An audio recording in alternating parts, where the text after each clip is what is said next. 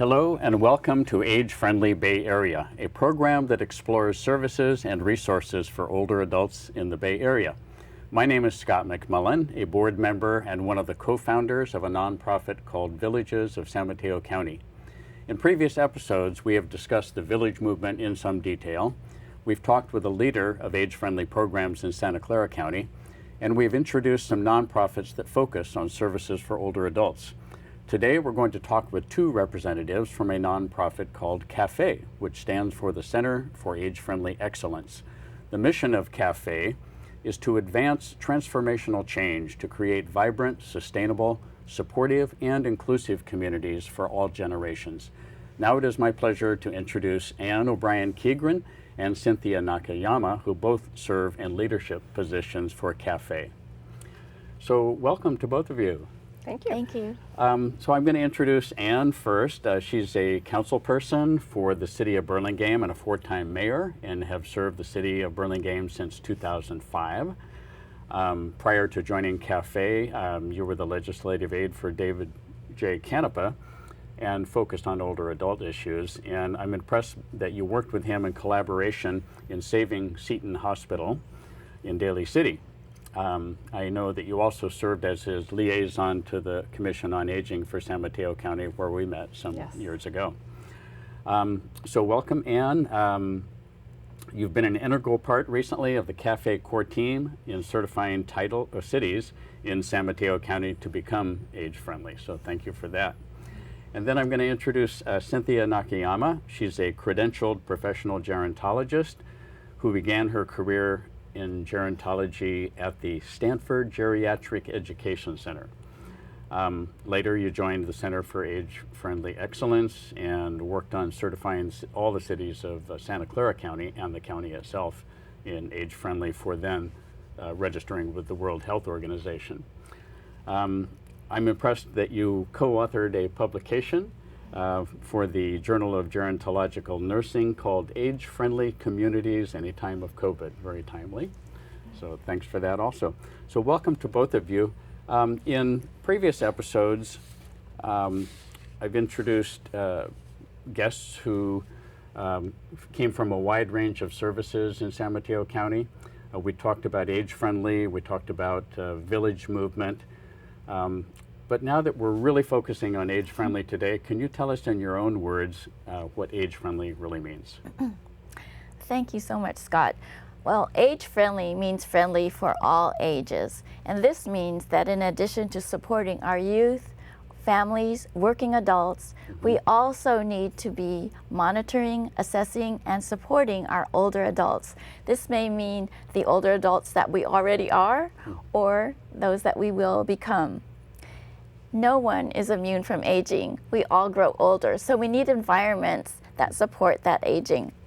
So being age-friendly is also all about being aware of the very high value that older adults provide, because we continue to be valuable throughout the transitions of our lives, including the older stages of our life. We want to live vibrant, active lives and continue to contribute to our communities. So this is only possible if there are opportunities to do this. This age-friendly perspective and attitude is best started at an early age. We need to have these integrated into our daily lives based on multi-generational experiences and ongoing activities. Cities need to be engaged in the process using their planning, infrastructures, and policies. City involvement is needed to create opportunities and the environment so that is supportive of all aging. Yeah, fantastic. Thanks for that. Ann? I think actually Cynthia encapsulated it quite well. I look at it similarly too, in really developing and enhancing communities to be really more intergenerational and inclusive in order to really promote the health and the quality of life of our senior residents, and to really enhance kind of their range of capabilities. It's really an opportunity to be able to look at cities and think about, well, how do we address these city issues and become a much more vibrant environment. and really to address the kind of spiritual and the physical needs of everyone, you know, from infancy to, you know, our seniors. And I think it's also a way, you know, for actually governments and cities to look at policy from an older adult lens, rather than sometimes have a tendency to focus on families, which is great, but we have to look at the whole spectrum of ages. And so it's really kind of raising that awareness of looking at things in a wider range and the kind of older adult lens and making building those that decisions. into all of the thinking of a city's decision making. That's right. great. And then incorporating kind of the 8 domains, which we'll talk about a little bit later, on all the different categories we need to look at, that, you know, we all have needs, and how do we address those needs, you know, futuristically. Okay, great. So you both work for CAFE, the Center for Age-Friendly Excellence. Can you tell us, how did that get started? Well, if we were going to talk about how the Center for Age-Friendly Excellence, or CAFE, got started, it's important to mention that the Age-Friendly Initiative started with a United Nations resolution in 1991 called the Principles of Older Persons. There was an awareness that there was a high degree of people that were advancing in age at greater numbers and with greater health expectations than in the past. So it became more important to have them have a say in how they were living and how their environments were. Based on this growing aging population, the World Health Organization conducted research to find out what the unmet needs are for older adults on a global scale. And in 2007, they issued a report, or a guide, that identified 8 different categories or domains where there were unmet needs for older adults. These 8 domains, and we have a visual on this, are transportation. Oh, you would like that now? Yes. Sorry, I wasn't No. prepared. Okay. And there it is. And so the 8 domains are transportation, thank you, housing, outdoor spaces and buildings, which is all part of the built environment, social participation, respect, and social inclusion, which are all part of the social environment.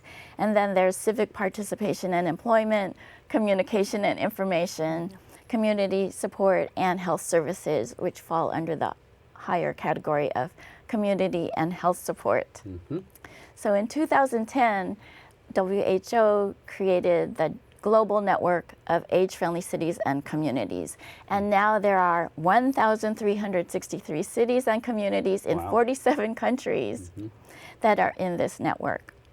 And to quote them, membership in the network reflects the city's commitment to listening to the needs of their aging population, to assess and monitor their age friendliness, also to work collaboratively with older people and across sectors, and to create age-friendly physical and social environments.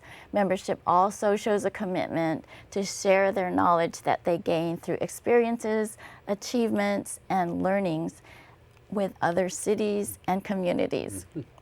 During that same time, in 2010, Portland, Oregon became the first U.S. city to become age-friendly certified. Okay. And soon after, in 2011, the Center for Age-Friendly Excellence was established within the Los Altos Community Foundation, and they began their mission to assist cities in becoming age-friendly, meaning, as Scott mentioned, to advance transformational change, to create vibrant, sustainable, supportive, and inclusive communities for all generations. CAFE's founder, Dr. Annabelle Pelham, had met with WHO in Geneva several times, and she then developed a data-based model for creating age-friendly designated communities. She then started working with Los Altos and Los Altos Hills, and in 2013, they became the first age-friendly cities in the state of California, which is a huge accomplishment. CAFE was then asked to partner with the County of Santa Clara, working closely with their Aging and Adult Services Director, Diana Miller. CAFE provided technical assistance, and this partnership led to, as you mentioned, all 15 cities, as well as the county itself, becoming age-friendly, and this is the first county in the nation to be able to do this. So Kudos Impressive, to yeah. Santa Clara. Then in 2018, with the very much appreciated support of several district supervisors, David Canepa, Warren Slocum, and Don Horsley, CAFE began a partnership with San Mateo County, and there are now 11 cities that are certified under AARP, which is the United States affiliate of WHO. CAFE works closely with a group of community leaders and staff, including the county's Aging and Adult Services and the Office of Supervisor Canepa. We are so very grateful to Supervisor Canepa and the County of San Mateo Board of Supervisors for the tremendous support that they have provided to CAFE and toward this very important age-friendly effort. And I'm grateful to CAFE and the supervisors also, because it does so much good for our county where we all live. So becoming age-friendly just doesn't happen overnight. There's a process. Would you like to Right. describe how that Sure. works? So basically what we do is we'll touch base with the city that we plan on working on. And so we will chat with the mayor and then the city manager. And then we kind of give the background of, age friendly and CAFE, so they have a better understanding, and we go over the 8 domains. And then what we'll do is we'll make a presentation to the city council, so everyone gets the same information. And so once the council approves moving forward, then what we do is we develop a task force. And so the task force usually involves, 2 council members, a couple staff people from the city, their choice, and then some community members that are highly active, in the community. And it may be, representatives from nonprofit, organizations that the city works with. And so usually we get maybe 7 to 10 people in a task force. And then we kind of do the same thing. We give all the background, information. We also find out, what existing information do they have? Have they done surveys, in the past of their community? And do they already know, what the needs are in their city and or, town? So once we do that, then we have the task force help us identify a variety of focus groups. So we try to conduct anywhere between, let's say, 2 and 4 or maybe 5 focus groups. And so the task force members then suggest to us, who to reach out to. And so then we'll talk to those people. We'll develop those focus groups, and it can be anything like, let's say, a group that is ages 55 to 75, and then have another group 75 years and older. We may want to do different cultural groups. So we may have an Asian group or Hispanic group. We may have an underserved group based on income, because we really want to get a wide variety of information back to us and data that we can collect. And then from that, we will develop qualitative reports. And then we also provide a quantitative report from various resources from San Mateo County. And then we'll supply that, to the city, because the more information and data you have, the better it is to utilize, moving forward. And so when we conduct the focus groups, we basically have one main question. And the question is, what are the unmet needs in your city pertaining to the 8 domains that Cynthia mentioned a little bit earlier? And it's amazing the amount of information that we're able to gather, from these cities. And the cities are different, the needs are different. And so once we kind of gather all that data, we go back to the task force. And then what we do is they prioritize what they think is most important for their city. And then they develop, let's say, 2 to 4 inaugural projects that they would like to work on. And then we develop a subcommittee from that task force that will work on the AARP application in conjunction with CAFE. And then we send that off, and then cross our fingers and hope to get certified. And so we've been very successful with that. And then once certified, we do let them know that they have to have an action plan then developed within a 2-year period. And so that data that we've developed, through those focus groups, we'll use that then to develop those action plans. And that becomes the roadmap for the city futuristically on various projects that they would like to work on. You have been very successful. You mentioned 11 cities have been certified already in San Mateo County. and more to come. Would you like to elaborate on how successful it's been and what you'd like to share with us? Oh, just to let you know which cities have been certified. It's Daly City, Pacifica, Redwood City, San Mateo, Colma, Foster City, Burlingame, Half Moon Bay, Coastside, and San Carlos. And most recently, just last month, Belmont and Millbrae achieved their certification. So it's very exciting. Yeah. Also, San Mateo County has held several celebration events to acknowledge the accomplishments and the certification of age-friendly cities. So here is a short welcome video from the recent event that was held just last month with former Senator Jerry Hill as MC. Wonderful. Okay, we're going to play that. Well, thank you, Annabelle, very much for that introduction, and good afternoon to everyone. I mean, isn't it exciting to be here today? I mean, just look at that view, and the view is, we are blessed. We are truly blessed to be in this location today, and when you think about the topic that we're going to be talking about, when you think about and look at the issue and how critical it is to our country, to our society, to our culture, because as we know in this country, aging is not valued by a lot of people, and it's not something that we take, seriously or treat as something that is cherished. And you're changing that by your efforts in our community today. And so this gives us an opportunity to highlight that, to really focus and to bring attention to it, and to see where we're going in the future, to have these programs and plans in place so that we can have an age-friendly community for all of us. So it's really important and very special that we have this opportunity today. Wonderful. Jerry Hill was the perfect person Yeah, to he really kick off that was. celebration event. And what would you say is the importance of doing this celebration? I was there, I thought it was fantastic, but what did it Yes. mean to you? Yes, there was a lot of excitement, and those who attended did get to hear from the age-friendly city representatives talk about either their inaugural projects that they were going to start on or the progress that they've made on projects that they've determined in the past. So we learned about the age-friendly cities and what they have in process. Also, the cities got to learn from each other, which is a really important thing. And although each city is somewhat unique, we have also seen that there are some commonalities between the cities, including areas like communication and information, because the communication doesn't always get out there, and social participation, partly because of COVID. And of course, housing and transportation are always big issues for all the cities. Yeah, the common feature of communication and getting the word out, because people say, and I think in all the cities, we just don't know about all the services that are available. That's right, So I think, exactly.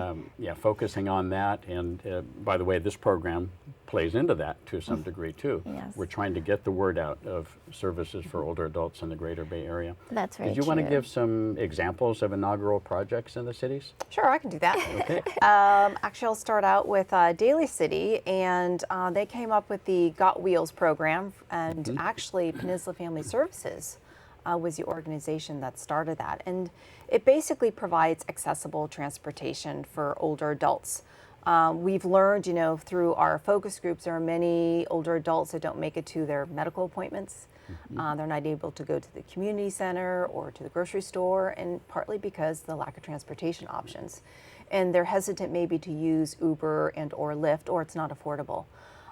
So they put together the Got Wheels program, and we were able to get money from San Mateo County and the Caltrans Enhanced Mobility of Senior and Individuals with Disabilities program to provide people over the age of 70 6 one-way rides for $5 each way.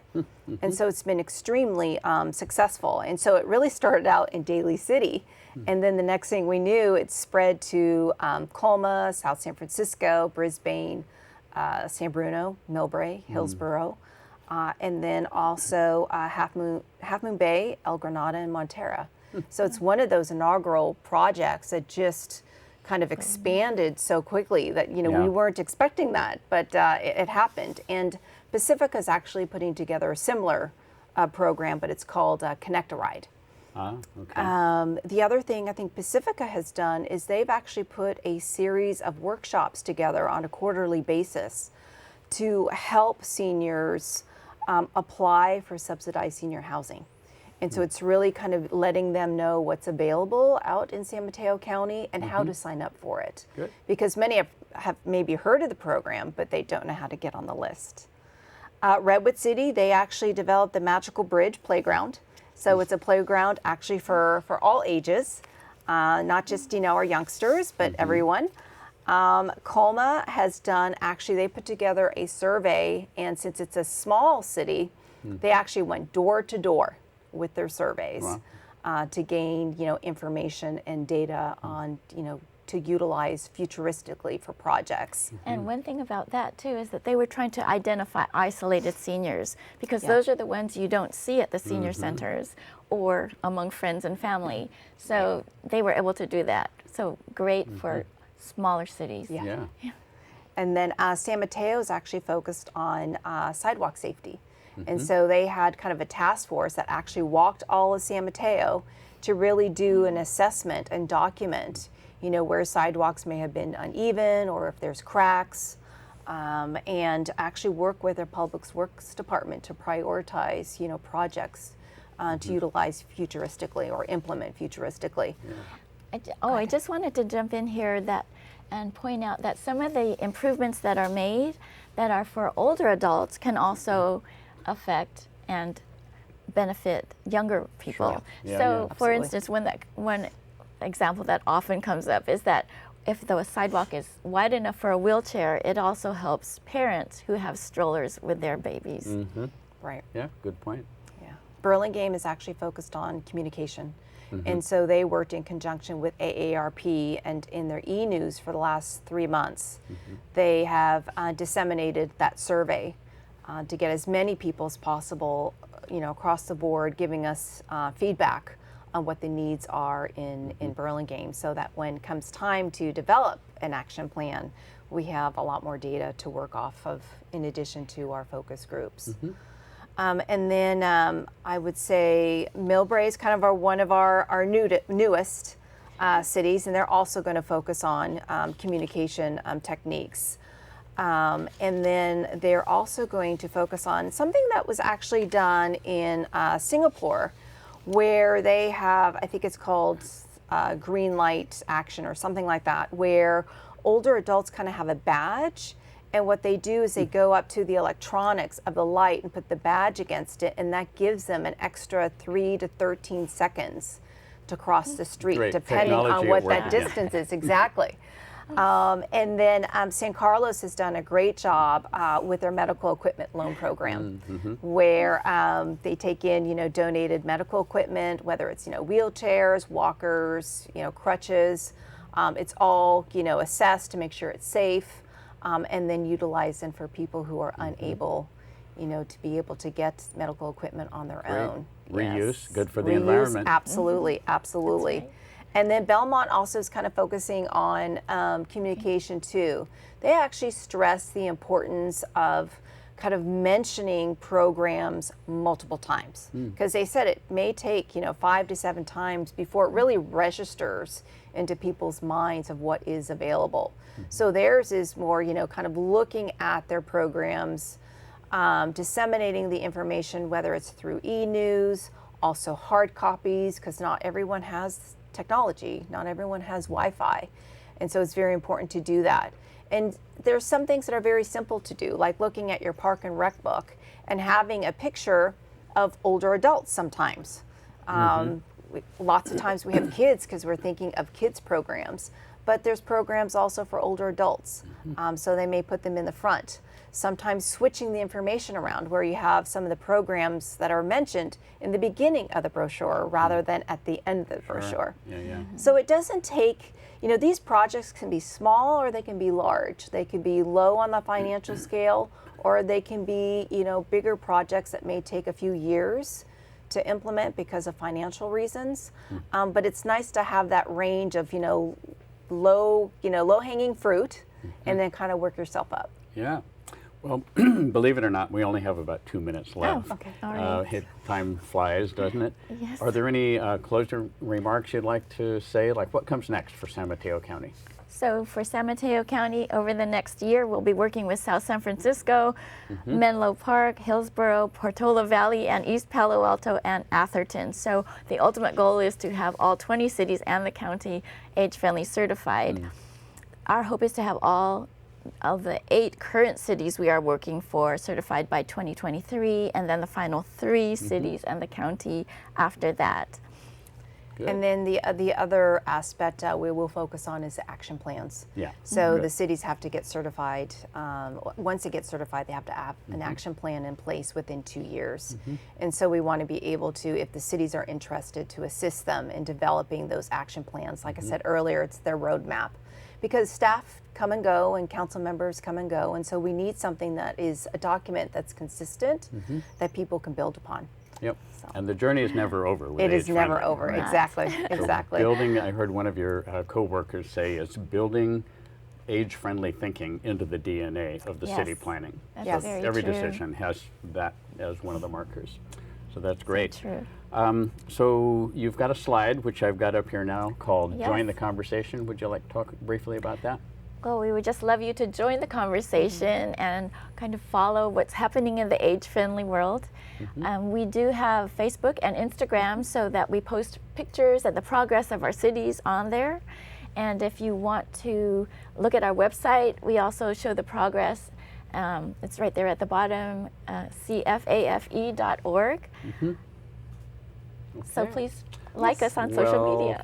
Thank you again, both of you, Thank Anne you. and Cynthia, Thank for you. being here today as guests from the Center for Age-Friendly Excellence, really adding to our age-friendly program.